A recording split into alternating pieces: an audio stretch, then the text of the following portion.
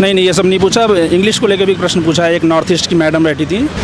Hindi medium जब से मध्य वर्ग का उभार हुआ है, आप देखेंगे आज से लगभग 10-15 साल पहले से ही, तो जो भी अच्छे बच्चे थे अच्छे से पढ़िए और अफवाहों पर ध्यान दिए बिना अपनी स्ट्रेटजी खुद बनाइए। यूपीएससी का इसके पहले मैं असिस्टेंट कमांडेंट का इंटरव्यू दे चुका हूँ और इस प्रयास के लिए मैंने अपने डीएफ पे ज़्यादा वर्क किया। जैसे पहले काफ़ी लोग बोलते थे कि हिंदी वालों को परेशान किया जाता है, उन्हें मजबूर किया जाता है कि वो इंग्लिश में ही जवाब दें। सर आप अपना नाम बताइए। जी, मेरा नाम प्रभाकर सिंह है। और एजुकेशनल बैकग्राउंड क्या है? मैंने प्राचीन इतिहास विषय से एमए किया हुआ है। ओके, सो आप हिंदी मीडियम से तैयारी कर रहे हो क्या सर? हाँ, मैं पूरा विशुद्ध हिंदी मीडियम का छात्र ओके, हूँ। Very nice sir. पहला स्टूडेंट से कैंडिडेट हमें अभी मिला है जो हिंदी मीडियम से इंटरव्यू देने के लिए आए हैं और उनके साथ हम इंटरव्यू कर रहे हैं एक्चुअली, कहा जाए सच में। तो सर ये बताइए आपका कौन सा अटेम्प्ट था? ये मेरा 5वां प्रयास था। ओके सर, अभी आपने बताया था कि आप कहीं कार्यरत है, तो कौन से पोस्ट पर कार्यरत है उसको? अभी फ़िलहाल मैं आरटीओ गाजियाबाद में काम कर रहा हूँ, लेकिन मेरा चयन यूपी पीसीएस में डिप्टी कलेक्टर के पद पर भी हो चुका है। एसडीएम। ओके, सो आपका कब का सिलेक्शन हुआ एसडीएम के पोस्ट पर? पीसीएस 2020 में।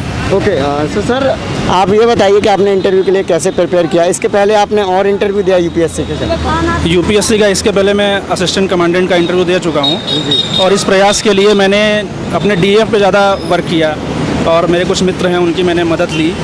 तो इसके लिए आपको करंट अफेयर्स में जैसे हम लोग क्या करते हैं, बहुत ज़्यादा छोटी छोटी चीज़ें पढ़ने लगते हैं, लेकिन जो ब्रॉड न्यूज़ चल रहे हैं, काफ़ी बड़े न्यूज़ हैं, उन पर ही ध्यान देना चाहिए। जैसे अफ़गानिस्तान मुद्दा हो गया या फिर और भी देश के अंदर जो मुद्दे चल रहे हैं, किसान आंदोलन है, तो ब्रॉड मुद्दे देखने चाहिए, छोटे छोटे नहीं देखने चाहिए। क्योंकि मैंने कई दोस्तों को देखा है जो इस बार दे रहे हैं इंटरव्यू, तो छोटी छोटी चीज़ें पढ़ने लगते हैं, उससे आपके ऊपर स्ट्रेस बढ़ता है। ओके, और उसके बाद आपको डीएफ वो ढंग से करना है, डिटेल्ड एप्लीकेशन फॉर्म वो आपको ढंग से करना है। ओके, तो सर आपका ये 5th अटैम्प्ट था, तो इसके पहले अटैम्प्ट्स जो आपने दिए उनमें क्या गलतियाँ रहीं और उनका क्या रिजल्ट रहा सर? इसके पहले मेरा प्रीलिम्स एक बार तो मैं मेंस दिया, उसमें इंग्लिश कंपलसरी में मैं बाहर हो गया था जी। और उसके बाद अगले अटेम्प्ट्स में पीटी में मैं बहुत कम अंतर से छटता रहा, तो जो कमियां थी उसको फिर दूर करने का प्रयास किया और अब इंटरव्यू तक पहुंचा हूं और ईश्वर ने चाहा तो अंतिम चयन भी हो ही जाएगा। मैं तो विश करता हूं और हमारे सारे व्यूवर्स भी विश करेंगे हिंदी मीडियम से शायद आप आएँ और अच्छा रैंक लेके आएँ, क्योंकि आप ऑलरेडी पोस्टेड भी हो सर। तो ये बताइए सर, आज आपसे किस टाइप के क्वेश्चंस पूछे गए? करंट में क्या क्वेश्चंस पूछे गए सर? आज का जो इंटरव्यू था वो बहुत ज़्यादा मतलब किसी इशू पे नहीं चला। अध्यक्ष जी ने तो शुरुआत मतलब सब जैसे संस्कृत के कुछ श्लोक पूछे, फिर उसको हिंदी में अनुवाद करके उसका अर्थ बताइए।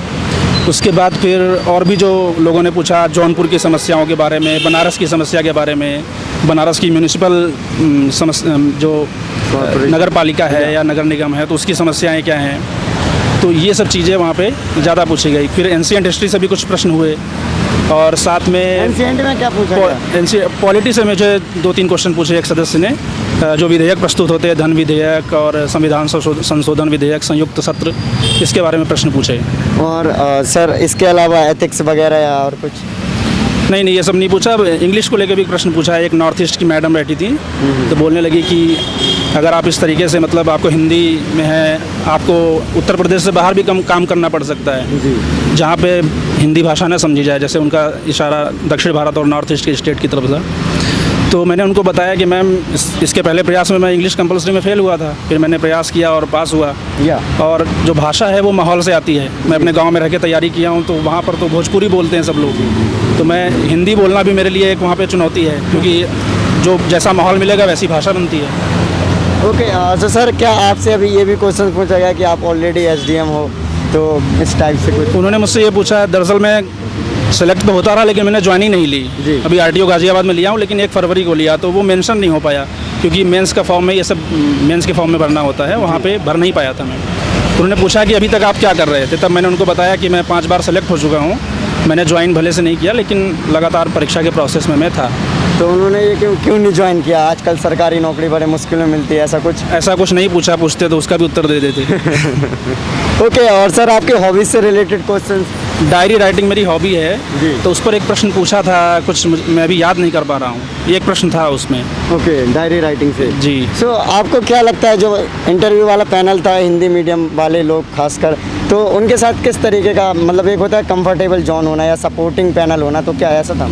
जैसे पहले काफ़ी लोग बोलते थे कि हिंदी वालों को परेशान किया जाता है, उन्हें मजबूर किया जाता है कि वो इंग्लिश में ही जवाब दें। लेकिन मेरे साथ ऐसा नहीं हुआ। उन्होंने शुरुआत में ही बता दिया कि हम आपसे हिंदी में ही बात करेंगे, और हमें अच्छा लगा कि हिंदी मीडियम का छात्र कोई आया है।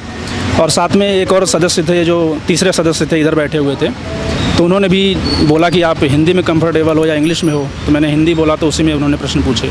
बस नॉर्थ ईस्ट वाली जो मैम थी वो इंग्लिश में पूछ रही थी, तो मैं उनको हिंदी में उत्तर दे रहा था। लेकिन ओके, तो सर देखा जाए कि आपने देखेंगे यूट्यूब पे बहुत सारे वीडियो पड़े हैं डबल मीनिंग कि भाई जब बस से आते हो उसका नंबर पूछते हैं, या फिर कौन सी कलर की बस थी, या फिर क्या नंबर का क्या चीज़ है, मतलब डबल मीनिंग टाइप के क्वेश्चंस। क्या ये सब सिर्फ लाइक पाने के तरीके हैं। यस, यूपीएससी में आपसे रिलेटेड प्रश्न पूछे जाते हैं, और ये जो अफवाहें फैलाई जाती हैं वो सिर्फ कोरी अफवाह है। कोई भी क्वेश्चन ऐसा नहीं होता। यहाँ तक कि मॉक इंटरव्यू में भी जो प्रश्न पूछे जाते हैं उनका वास्तविक इंटरव्यू से कोई संबंध नहीं है। ओके, मॉक इंटरव्यू भी अधिकतर क्वेश्चन हवाई होते हैं। ओके, सो आपका कहना है कि मॉक इंटरव्यू आपके लिए उतना ज़्यादा बेनिफिशियल नहीं रहा? जी, मॉक इंटरव्यू किसी के लिए भी बेनिफिशियल, मतलब उसके लिए हो सकता है कि जो बच्चा नया है, उस आइस ब्रेकिंग नहीं हुई है, कभी किसी के सामने ज़्यादा इंटरेक्शन नहीं है सोसाइटी से, तो उसके लिए है कि वो अपने भावनाओं को एक्सप्रेस करना, विचारों को रखना सीखे।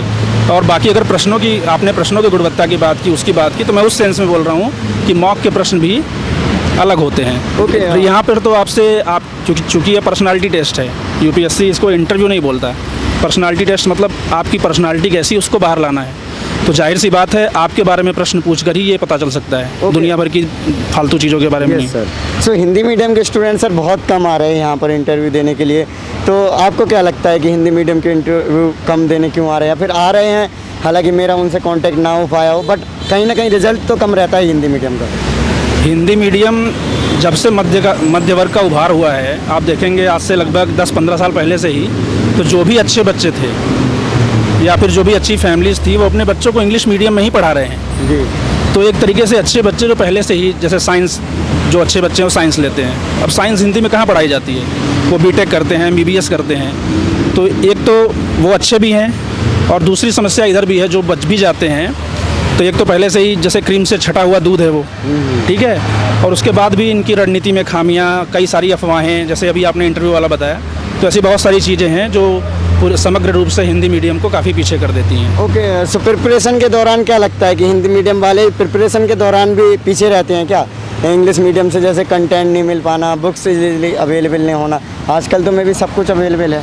ये समस्या पहले ज़्यादा बड़ी थी, लेकिन अब ये समस्या काफ़ी हद तक सॉल्व हो चुकी है। ओके, कुछ अच्छे कोचिंग संस्थान आ गए हैं हिंदी में भी, फिर हिंदी में अच्छे मटेरियल आने लगे हैं, लेकिन अभी भी न्यूज़पेपर की समस्या बहुत बड़ी है। हिंदी में क्वालिटी के न्यूज़पेपर नहीं है।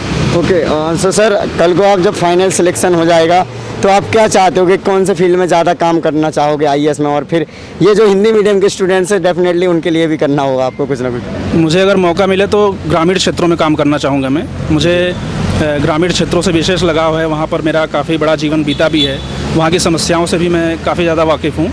तो मैं कोशिश करूँगा गांव की तरफ मेरी पोस्टिंग रहे, और जाके मैं इंटरेक्शन करूँ लोगों से, प्रशासन को घर घर तक पहुँचाने का प्रयास करूँगा मैं। ओके, सो सर जो नए स्टूडेंट्स हैं उनके लिए आपका क्या मैसेज रहेगा? इसके पहले आप ऑप्शनल क्या था आपका? मेरा ऑप्शनल हिंदी साहित्य है, जो इस वक्त हिंदी मीडियम में सबसे बढ़िया काम कर रहे हैं। ओके, और नए स्टूडेंट्स के लिए मैसेज सर? नए स्टूडेंट्स के लिए यही मैसेज है कि अच्छे से पढ़िए, और अफवाहों पर ध्यान दिए बिना अपनी स्ट्रेटजी खुद बनाइए। दूसरों को सुनिए, वीडियो देखिए, सब कुछ देखिए, टॉपर्स को सुनिए, लेकिन उसके बाद कई सारे इंटरव्यू सुनने के बाद फिर अपनी स्ट्रेटजी खुद बनाइए और उसी पर चलिए, उसी को सुधार करिए, लेकिन टिके रहिए। इधर उधर ज़्यादा मत करिए, कभी ये चीज़ तो कभी वो चीज़, ये इससे बचना चाहिए, विचलन से। जी, okay, thank you so much sir. So हम और हमारे पूरे व्यूअर सब्सक्राइबर्स विश करेंगे कि आप फाइनल लिस्ट में आएँ और हम आपका आगे भी इंटरव्यू करें sir. Thank you so much sir. बहुत बहुत धन्यवाद।